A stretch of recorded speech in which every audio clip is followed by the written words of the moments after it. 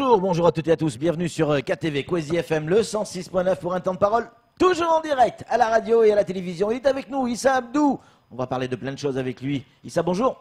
Bonjour Patrick, c'est toujours un plaisir de venir chez vous. Je salue les Maoris qui nous écoutent ce matin. Je sais qu'ils sont très nombreux. Oui, de plus en plus nombreux, qui nous écoutent, qui nous regardent, qui nous lisent, qui nous surfent, sont effectivement de plus en plus nombreux. Issa Abdou, première question, première pensée en direction du président. Des nouvelles de la santé du président, parce qu'on a vu que hier c'était Moko qui présidait. Comment va le président Sobahadine? Le même Moko qui nous a expliqué, et c'est heureux que le président va mieux. Il est sorti de l'hôpital, il est sorti du CHU de Belle-Pierre. Il est en train de se reposer à La Réunion. Il sera, ce sont ses mots, bientôt parmi nous. C'est très bien, on l'attend avec impatience. Parce que Mayotte a besoin de Sobahadine. Les élus ont besoin de leur président. Donc on l'attend avec beaucoup d'impatience. Mais j'en profite pour tordre le cou à une idée qui circule, selon laquelle il faudrait qu'il y ait un président à titre provisoire. Il n'y a pas de vacances de pouvoir, Patrick Millon, parce que les choses, la maison continue à tourner. Il a eu la bonne idée, l'intelligence, la vision pour confier de responsabilités à ses vice-présidents. Et ça fait que il n'y a jamais eu de vacances vraiment, et puis lui-même connaît un moment difficile. Il y a eu voilà, mais il n'y a pas de vacances. Dans toutes les institutions, si effectivement le président, le patron est absent longtemps, il faut déléguer effectivement un pouvoir de décision. On sait que seul le président est en mesure et a le droit de signer des documents en direction de l'État, par exemple. Il peut le confier à des vice-présidents, mais c'est le président. Un DGS ne peut pas le faire. En l'occurrence, il n'est pas absent longtemps, puisque je suis en train de vous expliquer qu'il sera... On ne sait pas, il devait arriver à la fin de semaine dernière, Issa. Non, il sera là la semaine prochaine. Et donc, c'est pas... D'accord. Une vacance de pouvoir si longue qui mériterait qu'on s'attaque à ce que vous dites. Donc, j'allais dire, tout va bien dans les meilleurs des mondes. En tout cas, il sera des nôtres on le souhaite, bientôt. On le souhaite en tout cas. Il y a une assemblée plénière présidée par Moko, et c'est plutôt bien débrouillé. Il n'a pas été épargné par le débat politique et contradictoire, notamment sur le budget 2019. On va en parler juste deux mots, parce que ce n'est pas votre spécialité, le budget, même si vous êtes directement concerné sur l'ASE, on va en parler dans un instant. Un budget qui a été annoncé à l'équilibre. Oui, un résultat excédentaire de 38 millions d'euros. Ouais. C'est un budget de 284 millions d'euros en fonctionnement. Donc, marge de manœuvre suffisante pour pouvoir se projeter, notamment tout ce qui a trait à l'investissement, pour pouvoir terminer l'année. Donc, c'est une bonne chose. J'ajoute que les recettes réelles, par exemple, qui sont estimées à 141 millions d'euros, moins importante que l'année dernière, notamment parce que le RSA a basculé du côté de l'État depuis le 1er janvier de cette année, mais un budget positif.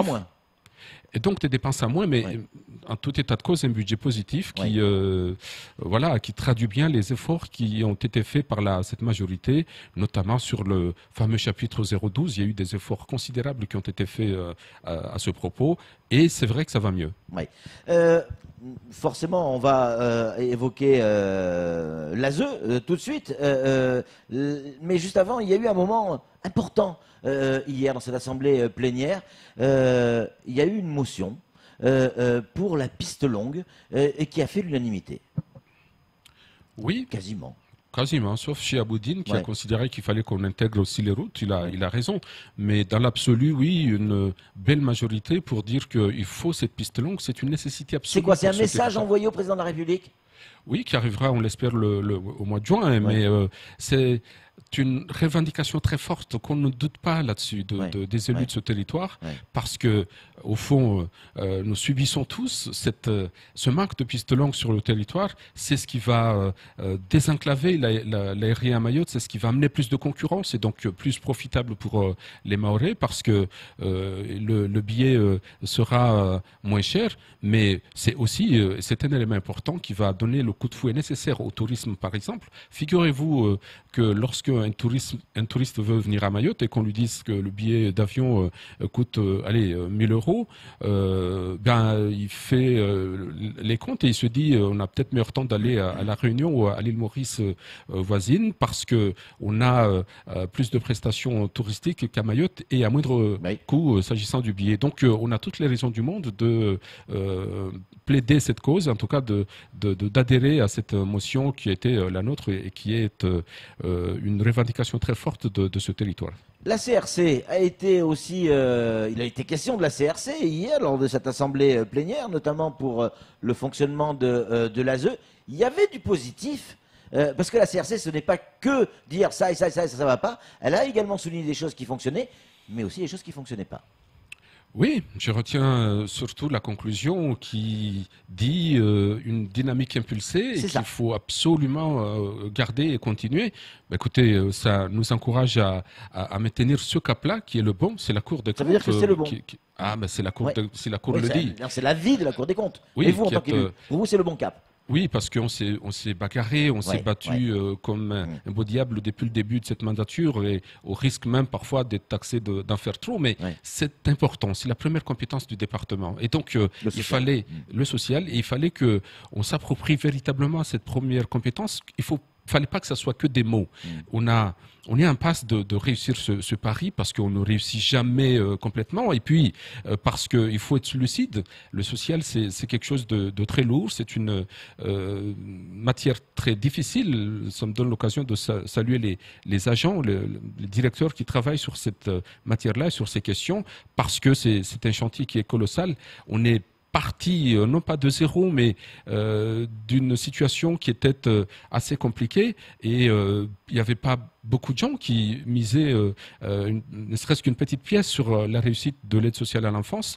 Nous sommes en train de réussir ce pari, même s'il beaucoup reste à faire, même si le chantier reste colossal. Rappelez-vous, lorsque nous sommes arrivés en 2015, par exemple, il y avait qu'un seul mode de placement, qui était les familles d'accueil, qu'on a d'abord consolidé et puis recherché d'autres hypothèses, d'autres alternatives de placement, les tiers dignes de confiance, l'AMO, les lieux de vie et d'accueil, et récemment les 2 MEX qui ont été autorisés, les maisons d'enfants à caractère social. Mais il a fallu qu'on installe un organigramme, une DGA, recrute des travailleurs sociaux. Tout ça, il a fallu qu'on le fasse parce que justement, ça n'a pas été fait précédemment. Et donc, tout n'est pas réglé, mais clairement, la boussole est saluée par la Chambre des comptes, qui est, on connaît l'indépendance, la neutralité et l'objectivité de cet organe. C'est vrai. Alors pour être un peu taquin, Issa Abdou, on est sur Quasi, on est toujours un peu taquin.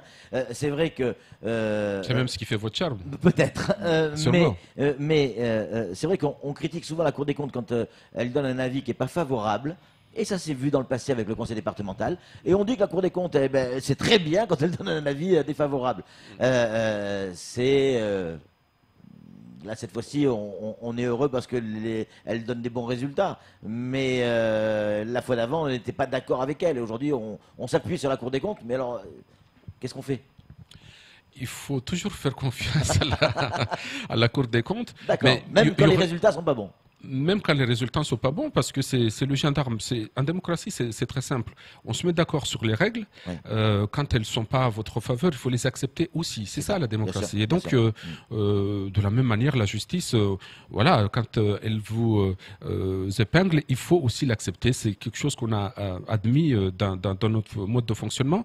Et donc, mais simplement, moi, j'aurais des choses à dire là aussi, même si l'avis est plutôt favorable nous concernant. Je trouve, par exemple, que elle n'est pas allée très loin, par exemple, sur le rôle de l'État. Elle parle de l'immigration clandestine, par exemple, source de nos maux, si j'ose dire, mais elle ne va pas plus loin pour dire qu'il faut que l'État, de ce point de vue-là, prenne ses responsabilités. J'aurais aimé qu'elle le dise, par exemple, très fortement, parce que nous, on a pris nos responsabilités. Elle le dit, mais on ne s'en sortira pas si en amont, on ne fait pas ce qu'il faut. Si la mission régalienne de l'État, qui consiste à sécuriser le pays, à faire en sorte qu'il n'y en ait pas d'autres tous les jours, de gamins qui viennent ici à Mayotte, si cette mission-là n'est pas complètement correctement assumée, parce que voilà, on s'en sortira pas, on tournera en rond. Donc j'aurais aimé, moi, par exemple, que la Cour aille plus loin dans ce point de vue-là. Camar, une question pour Issabdou, vous disiez, vous êtes dans le bon cap, le budget est en équilibre aujourd'hui, et en même temps, un chantier colossal concernant aujourd'hui le social. Est-ce que vous serez quand même obligé, pour ne pas aujourd'hui exploser, encore une fois, votre enveloppe, de limiter, parce qu'on sait que c'est un chantier, c'est colossal. Donc, est-ce que vous serez quand même obligé de limiter vos actions ? Non, c'est mal nous connaître. Il faut aller plus loin et s'il manque de l'argent, il faut aller le chercher. S'il faut de l'argent, il faut aller le chercher, s'il le faut, avec les dents, comme on l'a fait pour la compensation ASE et PMI, parce que là aussi, vous me donnez l'occasion de préciser qu'on a eu cette compensation qu'on est allé chercher, qui nous donne véritablement aujourd'hui des marges de manœuvre, et on veut que ça se voit. On joue notre crédibilité. Je dis souvent à mes équipes tous les jours, il faut qu'on soit crédible, il faut que les choses avancent et avancent dans le bon sens. Le social, c'est la première compétence du département. C'est pas que des mots. Et il faut que ça soit ainsi. Et donc, il faut que nous, on aille plus loin. On a là l'aide sociale à l'enfance, ça y est, c'est sur les rails, même si il y aurait beaucoup à dire. Mais il y a la PMI. Qui est aujourd'hui en train de prendre aussi son envol, et il faut que les choses avancent aussi de ce côté-là. Ouais, j'aimerais qu'on évoque assez longuement, parce que c'est important ce qui se passe. Il y a une formation qui est faite actuellement auprès des infirmières et infirmiers pour qu'elles puissent vacciner en l'absence d'un docteur. Alors, c'est une excellente chose. Il faut pallier au manque à la désertification médicale, c'est-à-dire au manque de médecins. Alors, l'action est belle, mais on en parlait tout à l'heure un petit peu en off. Est-ce que ce n'est pas le reflet d'un échec, quelque part? S'il n'y a pas assez de médecins, qu'on est obligé de former des infirmières, c'est qu'il y a un problème. En tout cas, le reflet d'un constat. Quel est-il? C'est constater qu'il y a, sur une densité de 5 000 habitants, moins de 100 médecins. Ouais. À La Réunion, c'est 300 médecins sur la même densité, 5 000 habitants. À Métropole, c'est 400 médecins sur une densité de 5 000 habitants, pareil. Et donc, on voit bien qu'à Mayotte, c'est plus que ça. C'est plus qu'un désert médical que nous avons ici. Et donc, qu'est-ce qu'on fait? Il y a deux choses. Là, l'urgence, puisqu'on a fait une grande campagne de vaccination, il ne faut pas que ça soit un coup d'épée dans l'eau, mais il faut que ça continue. Donc, si on veut que ça continue, il faut que la vaccination continue. Elle est faite par des médecins qu'on n'a pas. Qu'est-ce qu'on fait? L'idée pour nous, et c'est un élément important, nous avons été pionniers en la matière. Nous avons mis en place un protocole de coopération qui consiste à faire en sorte que les médecins puissent, les infirmiers, puissent faire en lieu et place des médecins cette vaccination. C'est l'objet de la formation qui a lieu en ce moment pour pallier à la situation et pour faire face à l'urgence. Le long terme, parce que là aussi c'est notre responsabilité, c'est de faire en sorte que demain on n'ait pas à vivre cette même situation. C'est tout le travail que nous faisons, notamment par exemple en mettant en place, et on y croit beaucoup, la formation prépa de médecins mahorais. Mais ça prendra du temps. Oui, il faut 10 ans pour former des médecins, raison pour laquelle il faut gérer l'urgence. Et l'urgence, c'est ce que je vous dis, c'est cette coopération convention de coopération qui permet à nos infirmiers, puisque là, pour le coup, on en a assez pour pouvoir permettre de faire la vaccination et pallier à l'urgence et combler cette carence. Là, on gère l'urgence, mais on ne gère pas le fond. On ne cherche pas le fond. Le fond, c'est ce que je viens de vous dire. Vous disiez à l'instant. Mais est-ce que vous allez mettre en place ou mis en place, au-delà de former des médecins mahorais, il y a des médecins en métropole qui ne veulent pas venir à Mayotte pour des raisons d'attractivité. Est-ce que le conseil départemental et l'État n'ont pas des mesures à prendre ensemble, une réflexion à faire ensemble pour qu'on puisse faire venir ces compétences?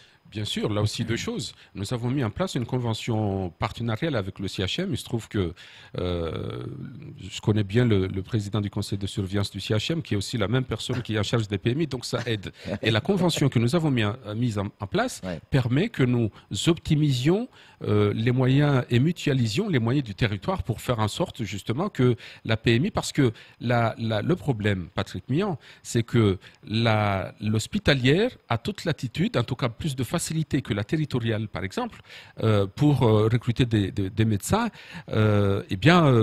parce que le législateur ne reconnaît pas que la territoriale peut abriter en son sein des médecins. Or, il se trouve que les PMI ont besoin de médecins. Et donc, c'est un travail aussi que nous faisons avec les parlementaires.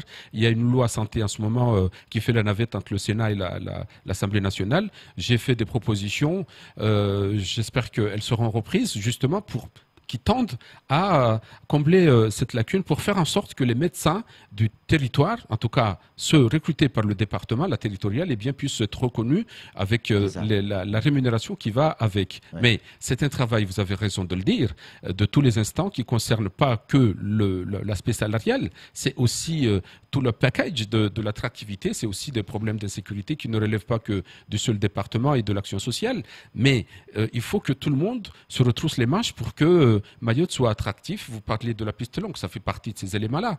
Pour que Mayotte demain soit attractif, et j'ai foi en ce territoire, au génie de ce territoire et aux élus de ce territoire qui se battent pour que cette difficulté d'attractivité soit un vieux souvenir. On connaît votre lien avec le CHM en tant que président, on le sait, votre qualité en charge du social au conseil départemental.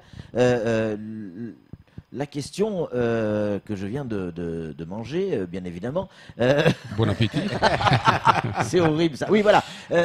On connaît actuellement une grève dans les laboratoires ici à Mayotte. On n'a pas 50 000 laboratoires. Il est en grève. Est-ce que ça a des incidences sur le fonctionnement médical, que ce soit pour vous au niveau du social ou au niveau du CHM ? Naturellement, parce que ça suppose que pour le CHM, par exemple, qui est le seul établissement hospitalier du territoire, à accueillir aussi les mêmes patients qui étaient censés passer par le laboratoire privé.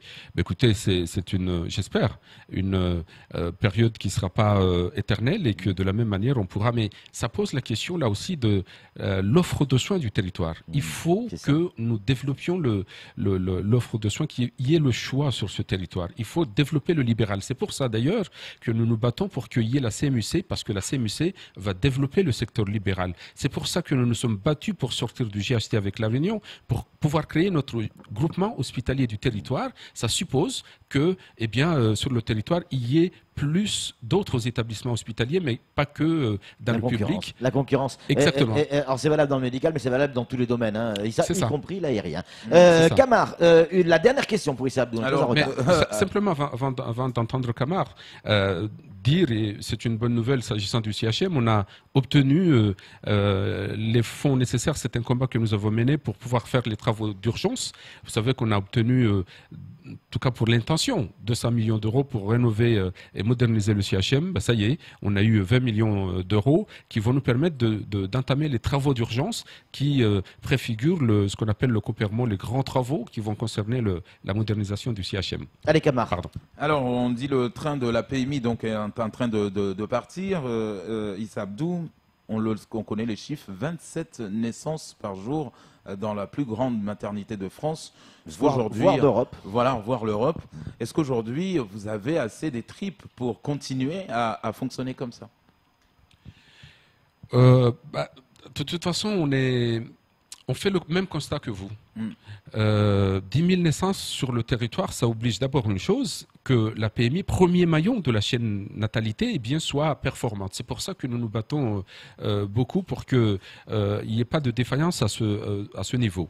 Le deuxième élément que je veux verser pour la parfaite compréhension de ceux qui nous écoutent ce matin, c'est de dire que, ok, ça c'est la situation qu'il faut gérer, mais on revient sur la situation de l'amont, le rôle, parce que Mayotte ne peut pas absorber toutes ces naissances, le CHM n'a pas les moyens de faire. C'est pour ça d'ailleurs que je m'étais battu à un moment donné pour qu'il y ait cette zone internationale, pour que les naissances qui seront au CHM pour l'essentiel, les mamans qui viennent accoucher ici, même si c'est peut-être caricatural de dire ça, mais on sait que ça existe, c'est pour avoir la nationalité française. Le jour où on notera cet argument, eh bien, ça fera des naissances à moins, et ça fait partie, mais c'est pas le seul levier sur lequel il faut jouer. Il faut qu'il y en ait d'autres, mais il faut que l'État, encore une fois, prenne ses responsabilités. Il faut que la mission régalienne soit jouée parfaitement pour que demain,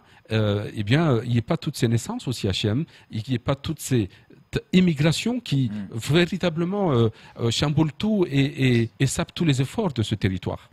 Merci beaucoup Issa Abdou d'être venu sur un ce vrai plateau. plaisir. C'est tout pour ce temps de parole. Tout de suite, la suite de nos programmes.